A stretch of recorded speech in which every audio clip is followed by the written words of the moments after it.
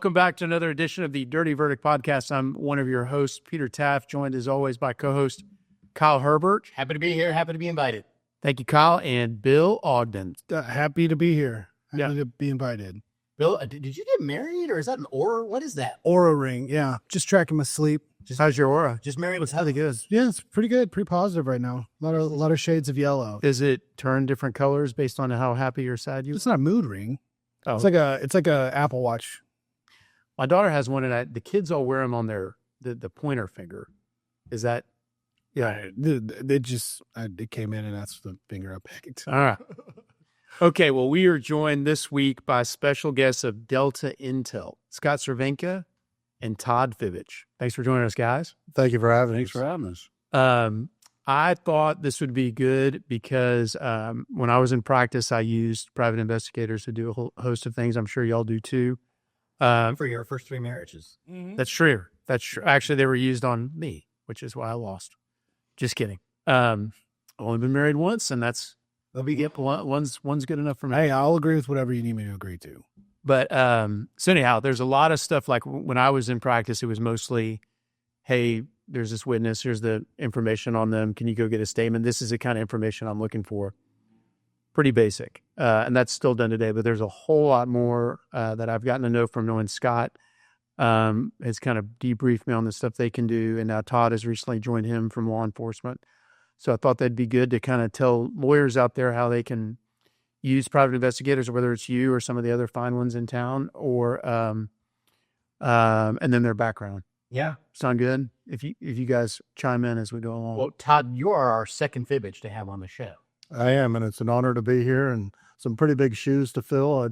I don't think I could ever fill them or the stories that the original Fibich has. Yeah, so we had your dad on, and he told us of his trials and tribulations with, his brushes with the law, which I think probably why you hadn't become a police officer, right? I believe that's probably correct. And, I think we all have a brush or two with the law growing up, It's kind of a part of life, I guess. If we want to figure out how many open warrants Bill has, that only takes what do we charge us for that? No, well, he has 7. Yeah, I got a stack. They all come in the mail. I have them. They're on my counter.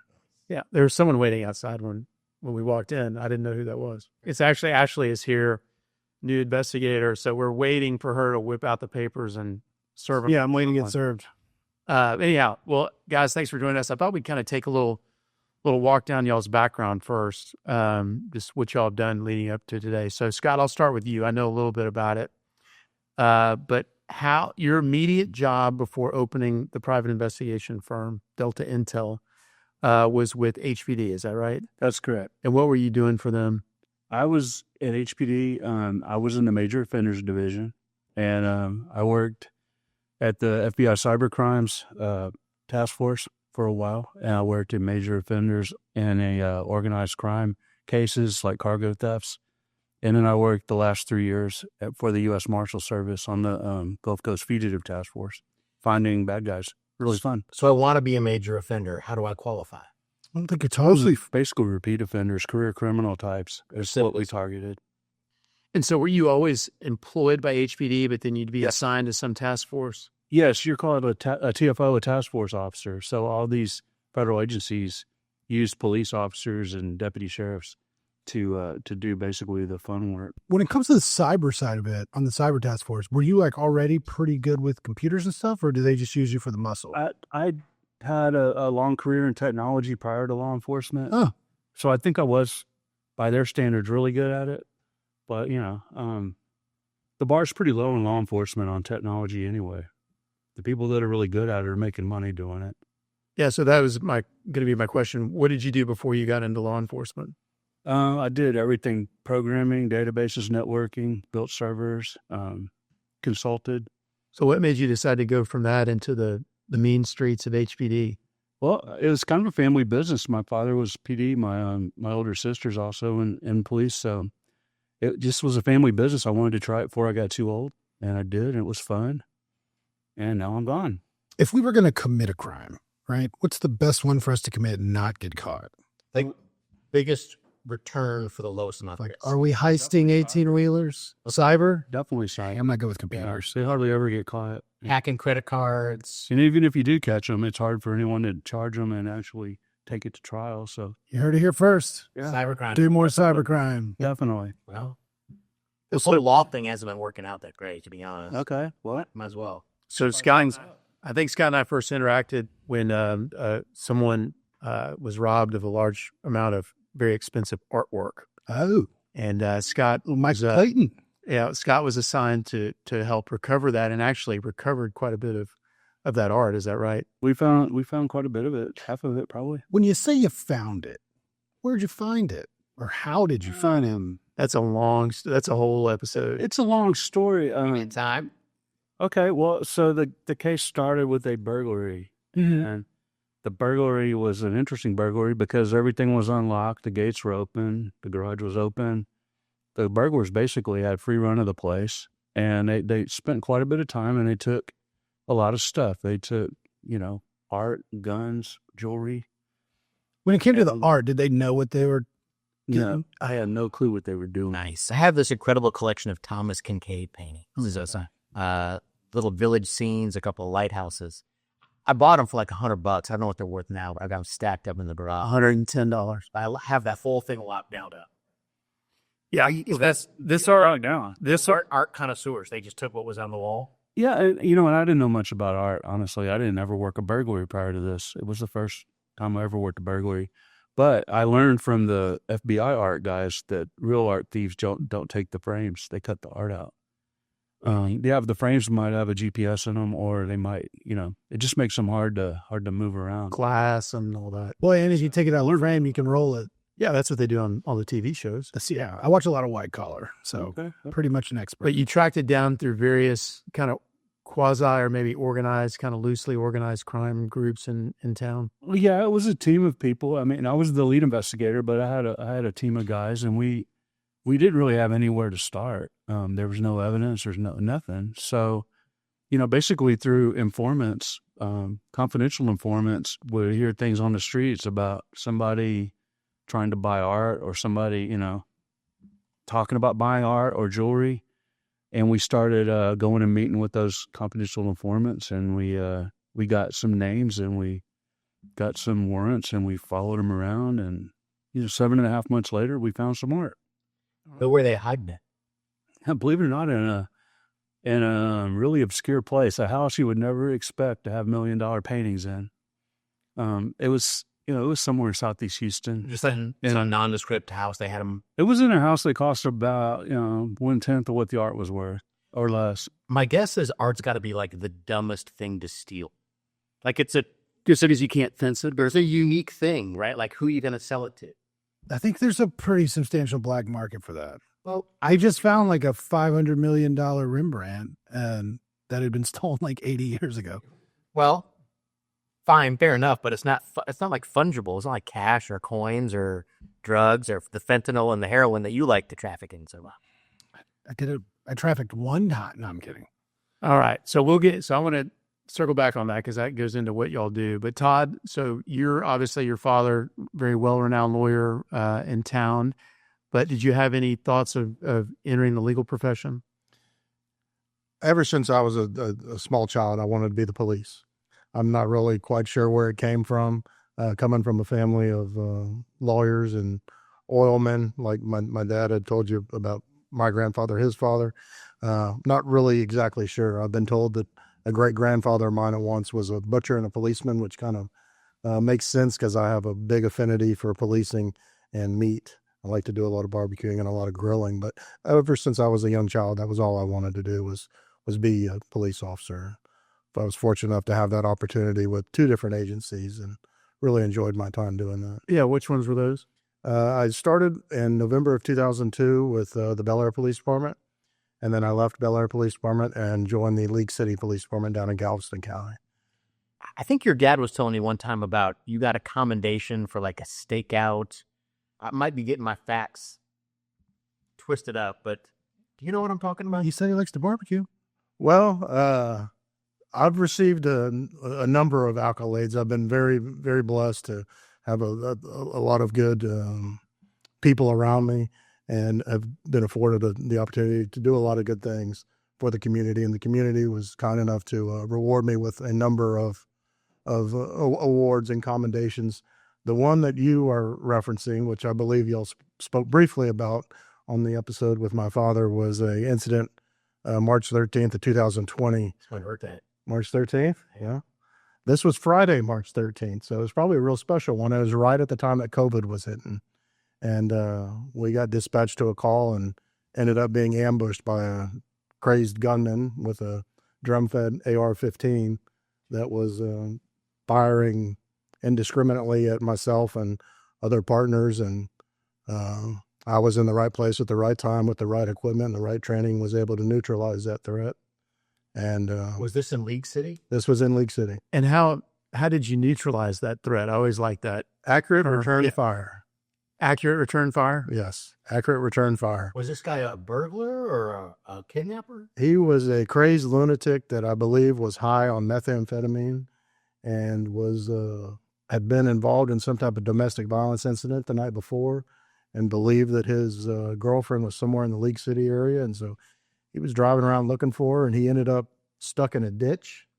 And Story of my life, man. Oh, is it a traffic stop that started it all? what started it all is he started running over mailboxes. We're in a residential area. And he was running over mailboxes and ended up disabling his vehicle in a ditch. And so his vehicle was down in the ditch like this, and he was between the ditch and the vehicle, kind of like in a foxhole. So it was very difficult to engage with somebody like that. And we tried everything that we could to convince him to come out with, utilizing the minimum amount of force necessary. But he fired off additional rounds, and that's when myself and another officer were able to do what needed to be done. Thankfully, the man survived, and the Galveston County District Attorney's Office ended up prosecuting him for aggravated assault on two of us and sent him to TDC where he belongs. Wow. So as a result of that incident, I was awarded the Police Combat Cross, which is a very honorable award to have received, and one I'm very proud of. Cool. Just out of curiosity, real quick, how do we, is the word cop offensive? Genuine question. I don't find any offense to it. I never know now, because back in the day, if I said the word cop, my dad would get on to me. So Now, now, actually, gave us a list of pejoratives to call law enforcement. Like heat, fuzz, and it just gets a lot worse from here. But these are all bills. some of them are just bird noises. We'll go over it later. Okay, and so when did you join up with Scott here? How long ago? I retired from the League City Police Department in December of 2024 and joined Scott and his firm on January 6th. Was there any particular reason you Chose January 6th. The date just worked out. I told you? That's what they all say. No, was there a reason? Did you want to leave the police force, or did you just find this great opportunity, or a little bit of both? Being a police officer takes a special kind of person, and I did it for a long time. And I started hard, and I finished just as hard as I started, and it was starting to wear on me. And I think as an officer, you know when it's time to go, when the calls start bothering you, and not just high stress calls, but your routine mundane calls and Dealing with the same idiot. dealing with the same thing over and over again. And you just kind of get to a point where you feel like I've done what I was put here to do. I had a great time doing it. It's now time to try something else and maybe be in a little bit more relaxed environment where you're not constantly having to be worried about somebody attacking you. Yeah. AlthoughVe got my eye on you, Kyle. I was about to say, you're a little aggressive. Playing your cards aggressive tonight. I was going to say it. Mobile and hostile. Yeah. And start hopefully making a little bit more money and being able to spend more time with the family and having a schedule that doesn't require missing every holiday and birthday and celebrations, shift work. Thankfully the last number of years I've been on day shift. So it was nice, but it was time to move on. It took Scott 2 years to get me to come over. Yeah. So how did you guys meet? Have you guys known each other for a long time? I met him through his dad. His dad's one of our clients. Okay. They always say being a police officer, Oh, yeah. better, not the C word. Yeah. I had promised my great grandma not to be one because her husband was one. And I said, why? And she said, nobody ever calls you on their good days. I'm like, that's actually a good point. You're never dealing with somebody on their best day. you were typically dealing with somebody on their worst day. Yeah. And that's why it's important that you have people in that position that want to be there and want to be there for the right reasons, because, it takes just, if you have the wrong person there responding to that person in need, it can really have, a long lasting detrimental effect on that person. And I liked to be kind of that calm in the storm. Of course, I'm sure there were some times where I wasn't the most calm, but we all have our moments. I could see it. It would be a really frustrating career. I mean, especially like the last 5 years or so, the climate really changed. I can personally vouch for. I did a lot of investigations, put in a lot of work on an incident, and had it ready to go to the DA for charges, and the DAs just wouldn't play ball. They wouldn't take the charges, or they would take the charges and then dismiss it a week later. It's really frustrating. Harris County, absolutely. But it's just frustrating to put all that work in. And then in my last assignment, we were picking up fugitives, violent fugitives. We were arresting them, and they're putting them right back on the streets on bond, and we had to go arrest them again. And, That's got to be terribly frustrating. I feel like you're just scooping sand back. And it was frustrating. And I think generally the officers I worked with were very frustrated with the whole climate. It just seemed like we were working for nothing. So what are you guys focusing on now? Tell us about the Delta Force. Yeah, it's called Delta Intel. So some of the things y'all can do for lawyers, and it's not plaintiffs' lawyers or defense lawyers necessarily, criminal lawyers, but I mean individuals or companies can hire you directly to do things. Probably a lot of family law. Yeah, family law probably. So like, what would you say your top kind of task is at this point? What are you retained to do most, and we can kind of circle down from there. Well, we exclusively work with law firms. And majority are PI firms, and probably over half the cases are accidents. But we do just about anything on the civil side. We do a lot of locates, really, really hard to find people. We get a lot of that. We do a lot of finding former employees and finding whistleblower type people. We get a lot of that. And then, of course, accidents and finding witnesses, reading an accident report and figuring out another car, or looking at body-worn camera videos, seeing a car, running the plate, finding a person, and, they were a witness the cops never talked to. Things like that. Will you FOIA the body cam yourselves, or the lawyers get it? Well, I do a Freedom of Information Act request to get the... Yeah, if it's adjudicated, you can get it. Okay. It takes a long time, but you can get it. And sometimes they edit it, but very, very helpful. What do you mean they edit it? Well, they redact things like when they're interviewing someone and they give their name and their address and date of birth. They don't put that in the video. Or any other type of, confidential information that they're receiving through, government databases. They'll blur the computer screen out, or on the, the license plates, or if the officer's holding the person's driver's license, they'll blur that kind of information out. One of the neat things that we have at Delta Intel Group is another coworker of Scott's, Paul LaSalle, who a lot of attorneys know, as well as a lot of law enforcement officers know, due to his background and crash investigations, DWI investigations, DRE investigations. So he is really a knowledgeable resource for the attorneys to utilize, because a lot of times we'll receive these crash reports and we'll look at them and we'll find errors in them that will need to be corrected. And, with the contacts that we have, we're able to make those corrections. And with the knowledge base. And is this a guy that works with you guys or directly? Yeah. He's supposed to be here tonight. He's in Disneyland with his grandkids. Yeah. He was the last minute scrub, but he's the accident whisperer. This guy, What's his name? Paul LaSalle. He was HPD for a long time. Very good at accidents. And the guy can go to a scene, and literally he can look at the skid marks and tell you exactly what happened. And then you'll get the video from the store on the corner, and you watch the video, and he's right every time. Well, good He's question. amazing. He's very amazing. So on that, what happens a lot of times in these cases, accident happens, kind of sits there, not much is done, offers and demands and that kind of thing, and then it goes in litigation. And by the time it starts going in the case, maybe we're a year and a half post-accident, and that's when the lawyers start focusing on building a case, because it's not going to settle. But at that point, I feel like a lot of evidence could have been lost. Oh, yeah. So what would you advise lawyers as far as a major accident? What would you advise they do? Obviously hire you, but to do what? Well, hire somebody, but the most critical thing, if it's in an urban area, there's going to be video. and it might be 300 yards down the street, but you might catch a guy going 85 miles an hour on video and right before he has the wreck. But go get that video. It usually is gone within 10 to 30 days. It loops. All these DVRs loop.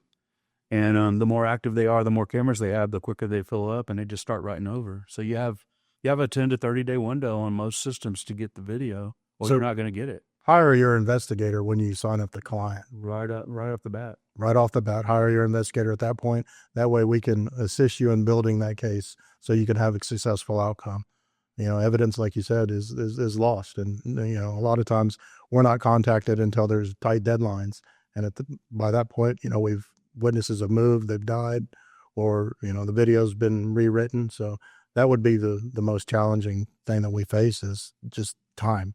We get invited a lot of times with some of our clients to the initial client consultation, and they're telling about the wreck to the attorney, and we're right there with them, and we're telling the attorney, we need to get this, and kind of building a checklist for them. When you guys look at a peace officer's collision report, is there anything you guys look at that you're like, that's a red flag, this might not be complete? The box that says investigation complete, yes or no. That is one of the first things that, I look at is the investigation complete, is the officer's opinion, is there $1,000 in damages or more? And then, look at the injury codes for the drivers or the operators of the vehicles as well as the passengers. Those are probably the top three things that I initially look at is in the course of the damage rating of the vehicles, but that can all be subjective. Well, and also I would say over half to 75% of the reports are wrong or they have big errors in them. For instance, you look at the damage on the car that's reported and you look at the direction of travel on the diagram. Well, how can that car hit this car on the other side? There's no possible way that could have happened, but nobody catches it. It ends up on Chris and you download it and it's wrong. So, we do reach out to the law enforcement agencies and say, hey, you might want to take a look at this. Because that's one thing people don't know is that crash report is not necessarily final. They can amend that if they're given additional information. Yeah. And we'll go get video of the accident and give it to the police so they can see what happened because they didn't get it. It just depends. So you guys are experts on deciphering a crash report and coming up with ideas and or one, to correct it if it's wrong in your opinion, but two, just like what trails to go down. Yes, sir. That's true. Yeah, there you go. Bill, I'd ask you what kind of trails, but that would just put y'all out of business. Didn't we just start going down those trails on our own? Yeah. I've just been impressed. I've been fortunate to work with a handful of really good investigators over the years, and I feel like I have a pretty insightful lawyer mind, right? Like I can really try to think things through, but spending time with a good investigator is always interesting. Like I had a case once where the defendant swore up and down, and the police report reflected the same, that the plaintiff had not been wearing his seatbelt at the time of the crash. He suffered horrific injuries. And I could never wrap my mind around how could the cops know this. And we went and interviewed the EMTs and the police, and they all swore up and down he didn't have a seatbelt on when they arrived at the scene. I took my investigator out there, and he said, well, why don't you just pull the seatbelt down? And, of course, it was covered in blood, which was a great indicator that he had been belted. But seems obvious, but I never thought of that. So it's always great to have somebody who's been down those roads. Absolutely. No, that's a great point. And the other point to that is, a lot of times you're going to have significant bruising from that seatbelt. It's a lot of force there. So, and that will also indicate to you who the driver is and who the passenger is. So if it's this report, recent, his injuries were so horrific you couldn't tell. But points well taken. But that brings up another interesting topic that one of the things that we do is a lot of surveillance. And we had a recent case where we were hired to conduct surveillance at a business down in a county adjacent to us that swore up and down. This was a fatality commercial motor vehicle accident involving an 18-wheeler backing into this business. And they swore up and down that was the only way that you could get in and out of there. And this was a big matter of contention for them. And they said, hey, we'd like for you to go and conduct a little surveillance on this business for us. This was one of the first assignments that Scott had given to me. So I wanted to make sure I knocked it out of the park. So we went down there, and for several days, did this surveillance, and lo and behold, here comes the fourth day, and here comes the 18-wheeler from the exact same company that was involved in this litigation and pulled in their cab first. And we got that on video. This went to trial here recently. I was called to testify. We got the video admitted, Nice. gave my testimony, and they settled the very next day. So tell us a crazy story. What is like something off the wall that you guys have seen in the private investigation side of it? Off the wall. Wow. You can't talk about it. Some of them, some of them have, non-disclosure Yeah, agreements. so sorry, recovering millions of dollars of worth of art wasn't off the wall in the Emporia, Kyle. No pun intended, right? Yeah, I can't think of any that are like all that. We've had some cases where, well, I don't know why, but attorneys are notorious for calling us the day before the statute of limitations. Of course. And it's like, jump and make this happen. And we do our best to make that happen. But I had one client that had a picture on Instagram. This was a mold case. Like, it was after Harvey, and an apartment was riddled with mold. And one of the guys who painted the apartment took a picture of it before he painted it, and they literally painted over the mold. And 2 young children got very, very sick. And the plaintiff's attorney had a pretty solid case, but the initial ask was, can you find who posted this? And we found them, and we made contact with them. And the good news was he was one of the painters, and he was very helpful. And we ended up with 5 witnesses that were there that were told to paint over this mold. And that case was blown wide open by that. How did y'all even know this? Someone sees an Instagram post of them painting this house. Like, how would you even know that's the house at issue? Like, well, that was the first question I asked is, did you take this picture, and is it this apartment? And he said, yes, it was. but how did you even know where to start with him? That someone saw that on Instagram? The attorney had found it and wanted us to see if we could figure out who posted it. And he had a weird username, and we used email and cell phone technology to figure out who posted it. So another interesting question about the technology stuff you were talking about before. People put their entire lives on the internet right now. Mm-hmm. How much of y'all's work is just surfing Facebook and Instagram and piling stuff together? We do it quite a bit, but we do it in ways you wouldn't anticipate. I mean, like, a lot of times when people get deposed, they lie. And we try to, maybe that. But they swear to God. And we try to find things that might dispute their testimony. We also do a lot of research on experts for the opposition and try to find places where they might have had a differing opinion. But we just do tons of research, and we're pretty good at getting things off the internet, deep web, dark web. How about location services? And feel free to not share your special sauce, but as I understand it, there's ways you can use not just the post, hey, Peter Taaffe posted in Houston, Texas, like some more advanced strategies to actually figure out where a witness is based on some social media tracks that are left. Yeah, there's a lot of tools to track people, phones, vehicle, EXIF data on photos that they post. I mean, there's a whole lot to that, but we're pretty good at it, and we have the right tools to mine that data and get it.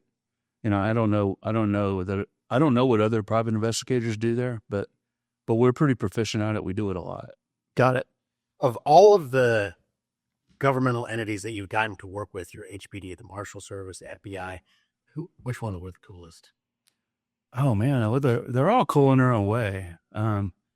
Working with the Marshals was like my favorite job I ever had. Yeah, you were just like hunting. You were like dog bounty hunter, huh? We were going after fugitives and hunting people was really fun. Did you debate, especially in your hairs? What's that? Did you debate bleaching your hair like dog the bounty hunter? No, I didn't. Yeah, I don't quite have that. Well, you don't know what he looked like then. Well, he doesn't have the hair either. I don't have much to work with anyway. So the Marshal Service, they're the guys that work for the federal courts. They go track down people. Yes. And so that task force is comprised of a lot of local law enforcement with the marshals. And it was a really highly effective team. The teamwork was tremendous.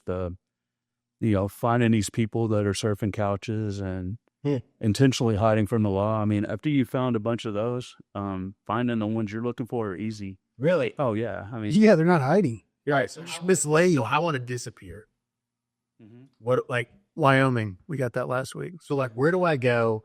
How do, like, I can't use my credit cards anymore. Like, I'm a cash only basis. Like, I want to disappear because I want to be able to find me. What do I do? Give me 3 tips to disappear off the base. Get rid of your phone, number one. Man, I love TikToks though. Yeah. I mean, quit using credit cards. And after that, it depends who's Not looking buy a for it. car that takes 2 keys. Yeah. What does that mean? Oh, yeah, older car. Later, old. Because now, all these cars have trackers in them, one way or the other. Okay. Yeah, some people may not know. They used to have a key to open the door and then a separate key to turn the ignition back in the door. Yeah, It's true. One was Cigar Sage Square. yeah, that's right. I know. I didn't realize that you weren't there. my You first didn't know. vehicle had that. Yeah, so did mine.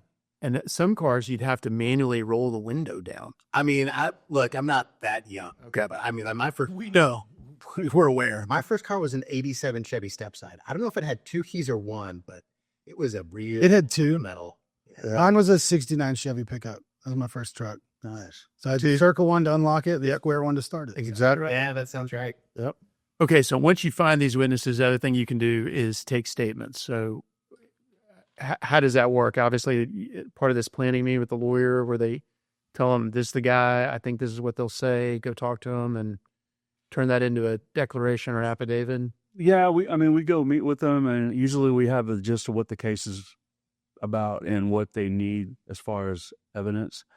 And then we kind of find out if the witness is actually helpful. Just because the lawyer thinks this person's going to help them, that doesn't mean they are. And of course, you want to be careful what you do at that point. You don't want to go find witnesses for the other side. Right. And so, you have a conversation, but if it varies from clients. Some lawyers want us to listen to what they have to say, write a summary, and they just want to depose them, and they want to do it themselves. And then others want us to get a sworn statement signed and notarized, and some want a recorded statement and a written statement. It just varies client to client. And you guys are willing to do all of that kind of work for free for me and Bill and Peter, though, right? Oh, absolutely. Not me. Sweet. Not Peter. Not me. Yeah, I always wondered about this for the lawyers. I always thought it was important to have a private investigator, some third party do it, because if Bill's a witness and I go talk to him and we put it in a statement and I write it up and Bill signs it, well, then now all of a sudden I become a witness, right? If Bill Crawfish is on it or, now I'm a witness in the case. So, I mean, No, yeah, true. I stay away. I don't have witnesses do that. It's always a third party. Kyle?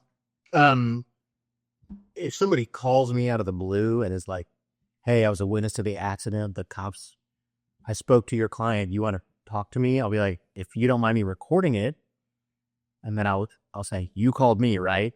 And I haven't spoken to you before, right? So I mean, like, in the rare circumstances, I'll take a statement on my own, but for the most part, I leave it to professionals. Okay, good. So the statement's down.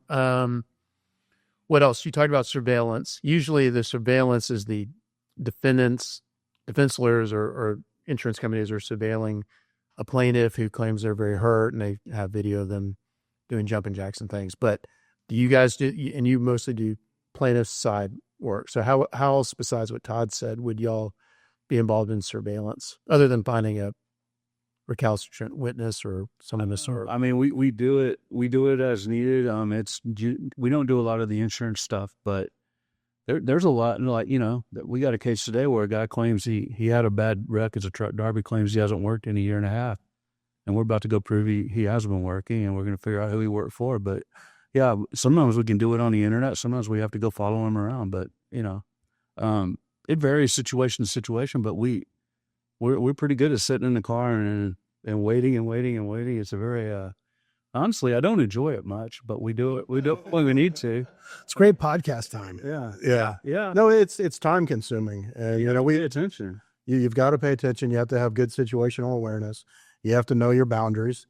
Exactly. You got to watch out for Ashley over there. Oh, whenever you need to go to the bathroom, that's when it goes down. That's when your target is going to appear and you're kind of stuck in the water. That's why Kyle only uses Gatorade bottles. I was going to say that's It's just you go into his car in the back seat, just a surveillance best friend. I said, Big Gatorade bottle. I sent an investigator out once to surveil someone who was a witness to a significant case in Denham Springs, Louisiana. And my investigator called me back after like 6 days. He sent me a report that had nothing in it. No vehicles leaving, blah, blah, blah.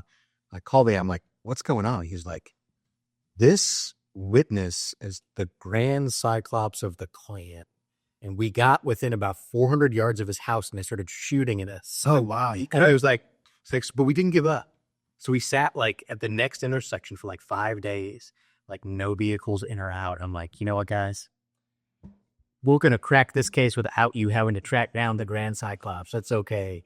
But it was just wild. Like, what are the chances of that? Yeah. We had the most interesting surveillance, and I just thought of it when you said that, but a client hired us to go to a strip club and get overserved on video. That's happened to me. And so I was there. I've seen it. And we had to send two. One obviously had to be sober and drive and kind of be in charge, while the other one got horrendously overserved. And then he wants to go back and do it 3 more times. So, yeah, when that happens, what do you guys, flip a coin or rock, paper, scissors? Well, we had guys volunteering. Yeah, I assume you do. Like, tie up. And Mine was the tiebreaker for the volunteer. It wasn't me. I didn't go, but the guy It wasn't me either. was very enthusiastic. You're not getting hazard pay for that. But that was for a large firm, and that was a pretty interesting one because we didn't know if they would actually overserve. But I mean, the video was incredible, and I'm sure it impacted Where did you hide the camera? In a keychain and set it on a table, and it recorded everything. It's always the keychain. That's crazy. Yeah, we had a backup in his pocket, so we had multiple cameras. Multiple videos. Yeah, 1 is none, 2 is 1. You know. So a trial, is that like pixelated or? Yeah. How does that become appropriate? Very titillated. Can you basically hide a video camera on anything these days? I imagine you probably could. They're getting small. Yeah. I need to mind my P's and Q's. All right. So other thing, background checks. So I would usually have a background check run on my own client before they were deposed. Recommended? Bill, Kyle, recommend that? Depends on my client. Yeah. Okay. I've got some where I know I'm good. Most of my clients are pretty dull, but I have had 1 or 2. In fact, I had a client here recently who was being indicted for, he was selling illegal car inspection stickers, and they caught him. And of course, I interview him, and he's like, "Oh, it's just a big misunderstanding." But the case was in federal court, and I was really This is in federal court? Yeah, I was really concerned I was going to be made to look very foolish in front of a federal judge. And so we did a pretty deep dive into our guy's background. And we found a lot of reasons to wrap his case up. And so, yeah, I mean, if it's a significant case, and I think the guy might be a little sketchy, but I'm a little bad. Yeah, I don't know how that's a misunderstanding on selling fake inspection stickers. Sucks to be that guy, though. You don't even need an inspection anymore. Yeah. Well, as these guys, He did like the one crime. They're like, all right, y'all can do it now. but I mean, as these guys can probably tell you, if you're right, like I probably could explain that away. He was on the job for 1 week. He didn't own the place. He didn't know what's going on. But more often than not, if you're the kind of guy that gets caught selling fake inspection stickers, you've got a whole bunch of like other stuff that you just got to pick that scab a little bit. And this was that guy. We found all kinds of other stuff that any competent defense lawyer would have ferreted out. And so we got his case resolved. But like these people come in the door, you don't know who they are. And so we tried to do our best for them in a bad situation. But yeah, we didn't. That's not a case we wanted to do a whole lot of cross-examination from the. So you guys will do that on people will have you do that on their own clients so they know, prep yeah. them for a deposition so they don't forget something that's very important. Absolutely. I think it's really important on the bigger cases to definitely go take like an open source we call it an open source intelligence report, but everything we could possibly find on the internet, we put it in a report. All their social media, all their posts, all their likes, all their anything that the defense could drag in, you need to know about it before it happens to you. So we do it proactively, and then we do it on the opposition too. So if someone's about to depose a witness, you can go do a background check and find out everything. Oh yeah. In fact, we did a couple today that are going to get deposed next week, and they want everything they need for cross. And yeah, that's really fun. I love doing those. You guys ever have to like dive into a dumpster and go through people's trash? No. It's been a long No, time. we have a special rate for that. I had a case, fatality accident, where this guy he was a oil executive and killed 2 people because he was intoxicated on not just booze, but a bunch of other stuff. And the car got impounded, and he was smart enough, the company was smart enough that they sent someone to the impound lot to clean out the truck, which had his calendar, his credit card, booze, and all kinds of drugs.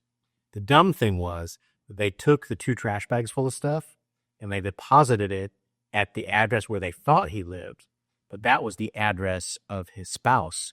And the only thing this guy liked better than drinking a bunch was beating up on his wife. And so one day in the middle of this suit, literally this sweet lady comes to that door and goes, "Is Mr. Herbert here?" I was like, "That's me." And she was like, "You're suing my husband. Here are the contents of his truck." And then she left.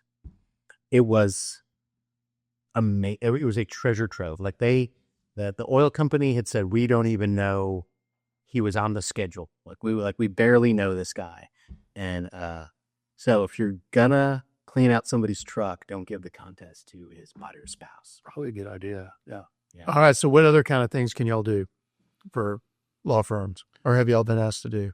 We do a lot of finding former employees or finding whistleblowers. Like we did a big meso case where we found a bunch of people that worked at U.S. Steel in the 70s and 80s, which was tough because a lot of them were dead. But we were still able to find a significant number. It had a radical impact on the case because they all testified that there was asbestos everywhere. Big surprise. But we really like doing that, and I don't know, not many attorneys do it. Surprisingly, I'm shocked that they don't do that more often. Especially if you're suing a trucking company, there's going to be so many disgruntled former truck drivers that got underpaid or cheated on a route they did or whatever. I mean, these guys are gold. How about serving people with lawsuit papers? We do it. We do it for our clients, but it's not really something we like to do. So I tend to outsource it unless it's someone that's obviously going to be avoiding service, and then it's real important you do that right, because you can only burn that location one time, and if you don't get them then, it's going to be a sit and wait and a long sit and wait usually before you actually get them served. So we do it, but we do it a little bit reluctantly, but we do it for, some of our bigger clients will do it. Yeah. What color are y'all's surveillance vans painted? Should we tell them? Yeah, I just assumed it was a Subaru I'm not Outback. asking to me. I'm just asking, For a friend. Yeah. I don't think we're comfortable talking about. Perfect classified. But we do a lot of things on the front end for lawyers, and one of the other things that we do on the back end, when you have a lot of class action or mass tort litigation, is you have thousands of clients, and when it comes time to disperse those funds, a lot of times the attorneys can't find their clients, and these are people that are owed money. So we've had a really good success rate, and been very fortunate to have some very well-known, renowned mass tort litigators provide us the opportunity to locate their missing clients, and we've had great success with that. And we just actually signed up a very large firm to handle that business for them as well. So that's another thing that we do on the back end, which is important because it's getting the money to the client, and then also allowing the attorney to reconnect with their client.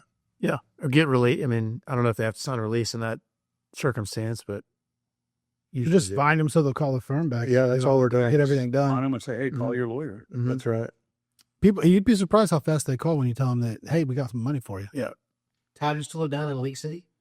I am in Galveston County. I am in the Friendswood area, which is about 6 miles from Lake The City. mean streets of Friendswood. That's right. That's right. Be careful out there. Yeah. I still don't go to Friends Pub. Yeah, it would be that. Yeah. I grew up in Wait, what's wrong with Friends Pub?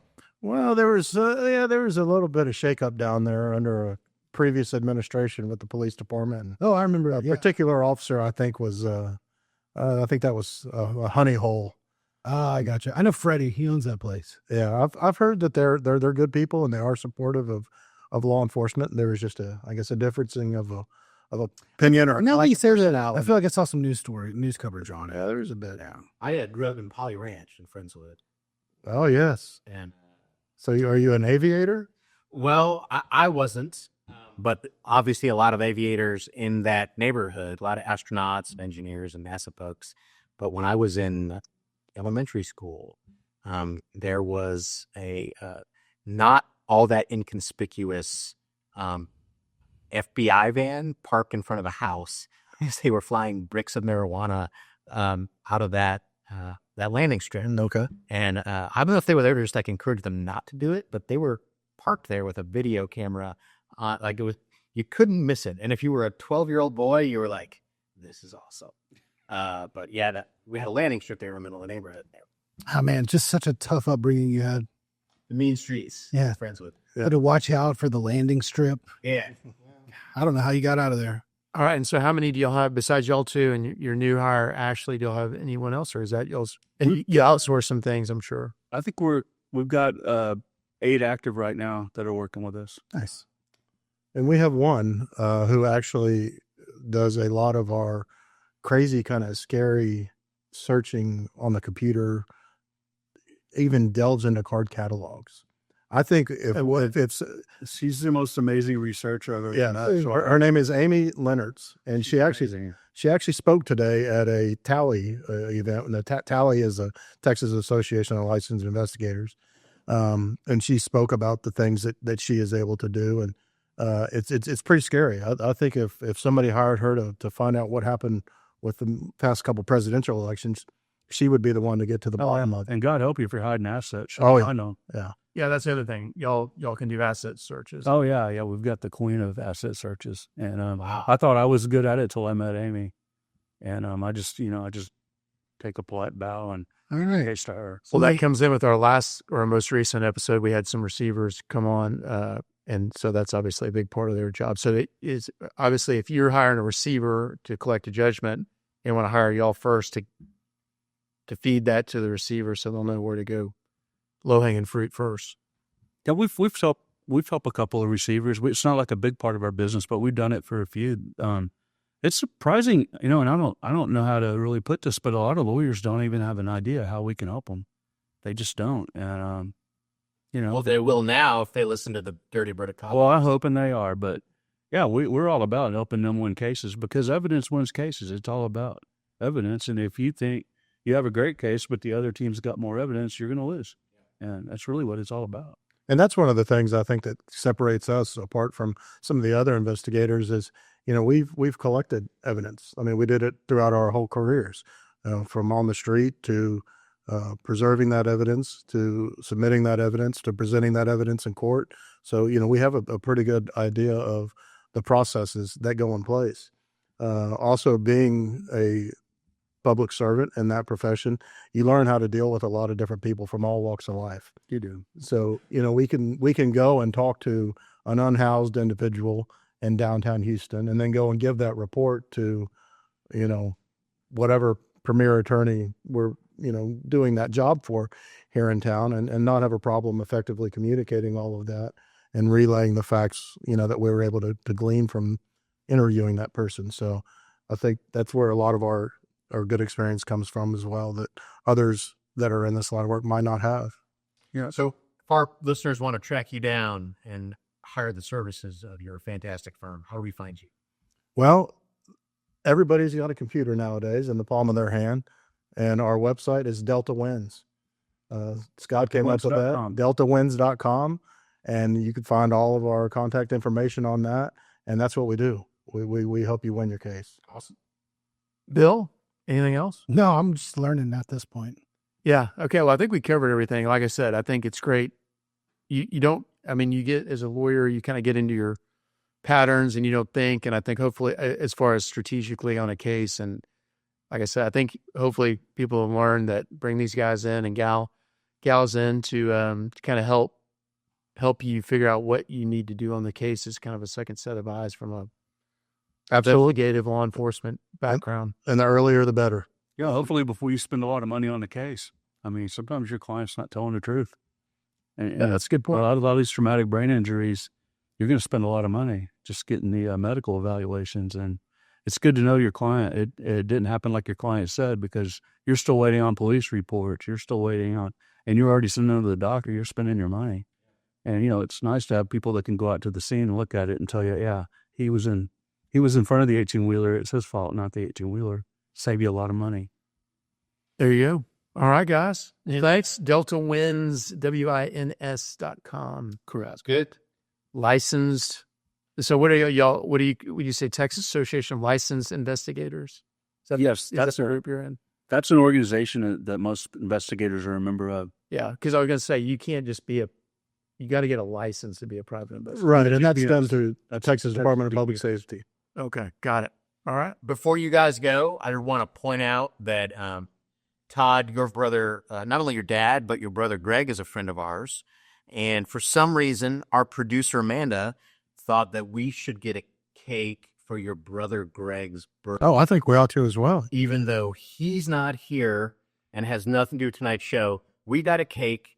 So happy birthday, Greg. And we're going to eat it. We're going to eat that cake. And thanks for joining us, I guess, on your brother's birthday time. Yes, thank Happy you for having birthday us. to someone you are related to. Yes. Yeah, so thanks, guys. Thanks for joining us. Like, subscribe on Facebook, Instagram, Spotify, TikTok, Apple Podcasts, YouTube, where you can watch this episode, and also LinkedIn. There's a new LinkedIn. Oh, we're LinkedIn. We're LinkedIn because LinkedIn is a very hot thing right now with lawyers. And so I've been trying to post all the old episodes. I'm catching up little by little. So so you can go to LinkedIn. Hopefully every time an episode comes up, you'll be notified.